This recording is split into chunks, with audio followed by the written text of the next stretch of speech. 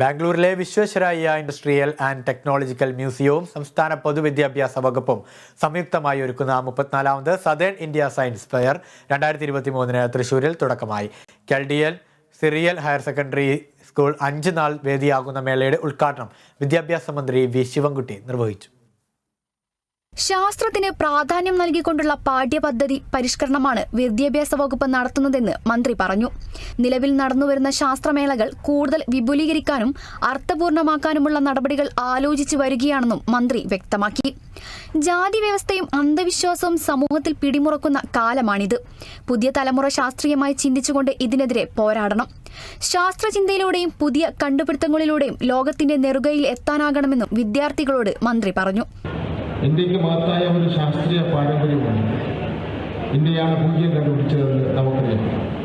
CV രാമനെയും താണുപത്മനാഭനെയും പോലെയുള്ളവർ നിങ്ങൾ മാതൃകയാക്കണം. പുതിയ ശാസ്ത്രചിന്തകളിലൂടെ കണ്ടുപിടുത്തങ്ങളിലൂടെ നിങ്ങൾ ഇന്ത്യയെ ലോകത്തിന് മുന്നിൽ ഉയർത്തിപ്പിടിക്കണം. ശാസ്ത്രബോധവും യുക്തിചിന്തയും പ്രധാനമാണെന്ന നിലപാടാണ് കേരളത്തിലെ പൊതുവിദ്യാഭ്യാസ വകുപ്പിന് ഉള്ളത്. ഓരോ കുട്ടിയും ശാസ്ത്രസ്നേഹം വളർത്തുക എന്നത് ഞങ്ങളുടെ ലക്ഷ്യമാണ്. ശാസ്ത്രത്തിന് മാത്രമേ ലോകത്തെ മുന്നോട്ട് നയിക്കുവാൻ കഴിയുമെന്ന് കോവിഡ് കാലം നമ്മെ ബോധ്യപ്പെടുത്തിയിട്ടുണ്ട്. ഉന്നത വിദ്യാഭ്യാസ സാമൂഹ്യനീതി വകുപ്പ് മന്ത്രി ഡോക്ടർ ആർ ബിന്ദു അധ്യക്ഷത വഹിച്ചു.